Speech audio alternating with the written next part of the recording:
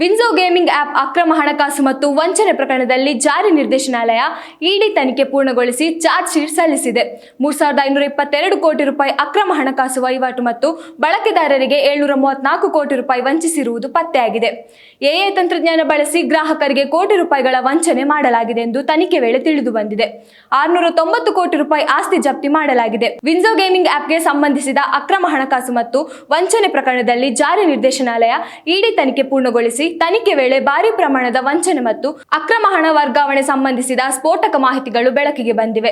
690 ಕೋಟಿ ರೂಪಾಯಿ ಮೌಲ್ಯದ ಆಸ್ತಿ ಸೀಸ್ 2021-22 ಸಾಲಿನಲ್ಲಿ ಮಾತ್ರವೇ ಸುಮಾರು 3,522 ಕೋಟಿ ರೂಪಾಯಿ ಅಕ್ರಮ ಹಣಕಾಸು ವಹಿವಾಟು ನಡೆಸಿರುವುದು ಪತ್ತೆಯಾಗಿದೆ. ಇದರಲ್ಲಿ 734 ಕೋಟಿ ರೂಪಾಯಿ ಮೊತ್ತವನ್ನ ನೇರವಾಗಿ ಬಳಕೆದಾರರಿಂದ ವಂಚಿಸಿರುವುದಾಗಿ ಇಡಿ ತನಿಖೆ ತಿಳಿಸಿದೆ.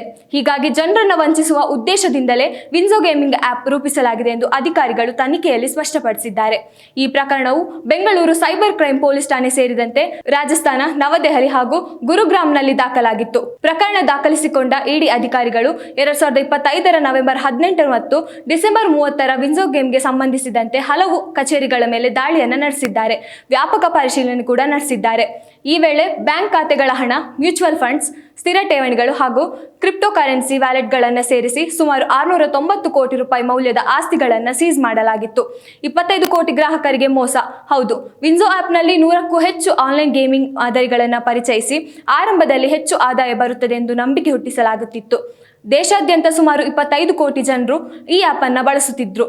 ಎಐ ತಂತ್ರಜ್ಞಾನ ಬಳಸಿ ಆಟಗಾರರನ್ನ ಸೋಲಿಸಿ ವ್ಯವಸ್ಥಿತವಾಗಿ ವಂಚನೆ ನಡೆಸಲಾಗಿದೆ ಎಂಬ ವಿಷಯ ತನಿಖೆಯಲ್ಲಿ ಹೊರಬಿದ್ದಿದೆ. ಅಕ್ರಮ ಹಣವನ್ನ ಯುಎಸ್ ಹಾಗೂ ಸಿಂಗಾಪುರ ಮೂಲದ ಶೆಲ್ ಅಂದ್ರೆ ಇಂಧನ ಮತ್ತು ಪೆಟ್ರೋಕೆಮಿಕಲ್ ಕಂಪನಿಗಳ ಮೂಲಕ ವಿದೇಶಗಳಿಗೆ ವರ್ಗಾಯಿಸುವುದು ಪತ್ತೆಯಾಗಿದೆ.